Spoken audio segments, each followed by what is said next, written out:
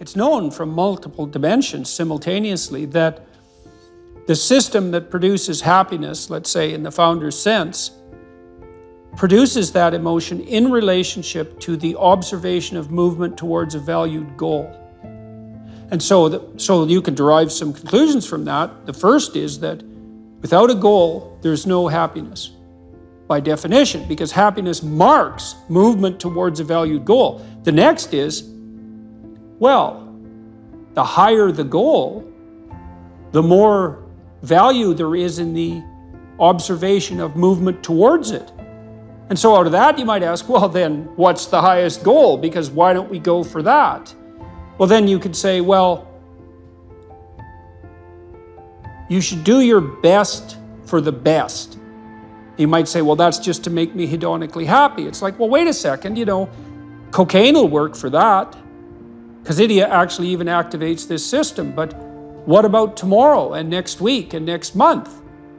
And so the problem with hedonism as a goal is, first of all, it vanishes when you're suffering. But even failing that, if you're serving yourself hedonically in the narrow sense, it's just about me and my pleasure. It's like, okay, which you? Today's you, tomorrow's you, next week's you, next month's you. What about next year, 5 years from now, 10 years from now? You're going to lead a hedonic and dissolute life, and what are you going to be, a burnt-out shell and a wreck, a dismal wreck in 10 years? Because that's what'll happen. And so if you don't construe yourself as a community stretched out across time, then you're not even serving yourself. And if you do construe yourself as a community stretched across time, then serving other people and serving yourself turn out to be exactly the same thing.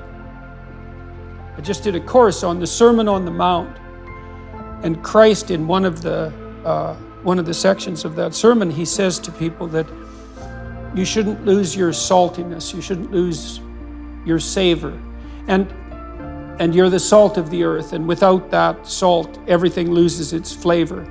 And salt is a preservative, and it's a spice, and that's often conceptualized, that phrase, as referring to the salt of the earth, the solid, reliable types who bear all burdens. But that is not what it means. I looked at a lot of different translations. I talked to a lot of people about that verse, and really what it means is, well, there should be some spiciness and unpredictability and humor about you.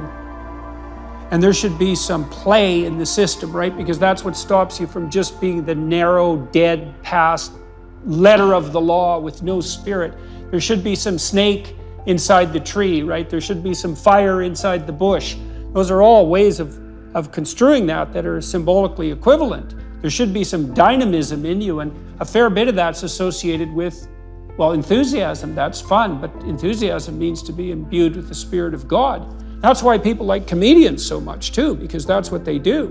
And so you have to leaven the duty with humor, and your book does a lovely job of that too, because your book, which is a very conservative book in the best possible way, and is a call to duty and responsibility, but you constantly return to themes of both stoicism and humor, which are tied together in some sense.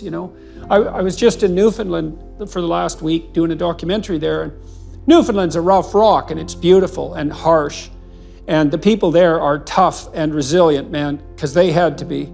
And Newfies have a great sense of humor, and they're always making fun. And that's a necessary leaven, right? That ability to deal with serious matters with a light touch.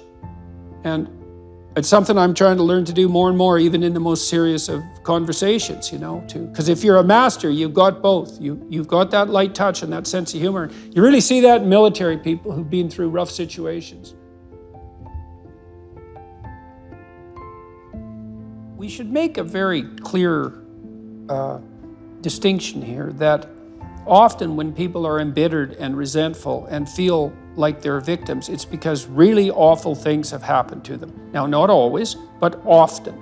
And so then the question is, well, if you're in a situation and something really awful is happened to you or has happened to you, then, well, why shouldn't you feel like a victim? And is there a better alternative? And part of what you were trying to lay out in this part of the book is what those better alternatives are. So part of looking for that hero is to find out from someone else's example. In your case, it was your mother, but these other sources that you described, of people who were in a sort of hell, in an undeniable sense, but who chose in a very real way to make it as good as it could possibly be given the circumstances. And so they had to turn to sources of power, let's say, and strength and fortitude and resilience that weren't, in some sense, obviously associated with the catastrophe. I mean, in your mother's case, it's a pretty tragic situation. She's a young mother, she has young kids, now she has breast cancer, and she fights a losing battle over a period of 5 years. That's pretty bad. And then you have to ask yourself, given that that's obviously pretty bad, how is it even possible that someone could handle that with not only grace and courage, but the kind of grace and courage that leaves their children with an immovable sense of the ability to prevail in the face of the deepest adversity. I mean, that's really something. You said here, thousands have come before you and they did just fine. So quit your complaining. And it's not because you have nothing to complain about. That's not the case. It's that that's not the right approach.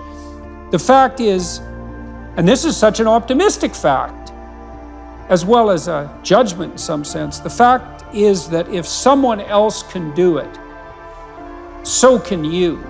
And that's something, right? If you're reading about the great heroes in history, people who are in these terrible situations, and you see someone rise to the occasion, and then you can say, well, that was a person who did that, and I'm a person, and so maybe I have that capacity too, even though I don't know how to approach it. And then some of the rest of your book, much of the rest of your book, I would say in some sense is a guide to help people figure out how they could approach that. One of the things you point out first is, well, notice who you admire, and then maybe try consciously practicing becoming like that.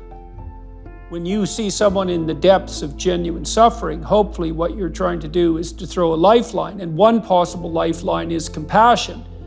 And that's probably the right lifeline to throw an infant, who's suffering, that sort of overwhelming compassion. But for someone who is an adult or making progress towards being an adult, the lifeline that might be thrown is, there's something within you that would let you be more than you are, and much more, and maybe enough more so that you could actually deal with this suffering so it didn't turn into hell and take everything along with it. And there isn't anything more optimistic than that. You say something here, which I think is extremely, I'm going to read something from your book here. It is true that character is to some extent innate. I would say what that does is that it provides each of us with a range of talents and a range of temptations. And so it's something like that. So it's the hand we're dealt, and there's certainly a genetic element to that. Our genetic makeup imbues in us certain proclivities, but it is as true that character is mostly a consequence of choices. Strangely enough, we all make them, and we should make them deliberately, with the knowledge that these choices are part of our responsibility toward a purpose other than our own selfish aims. That responsibility is to your family, friends, community, and country. That's something that conservatives put forward as a pathway to virtue. And what's so interesting about that, as far as I'm concerned, as an antidote to atomistic liberalism, let's say, that hyper-privileges the individual, is that it's definitely been my observation as a clinical psychologist that in the depths of misery, the capability that you have to be of service to other people, your family, your friends, your community, your country, that's actually a saving grace under such circumstances.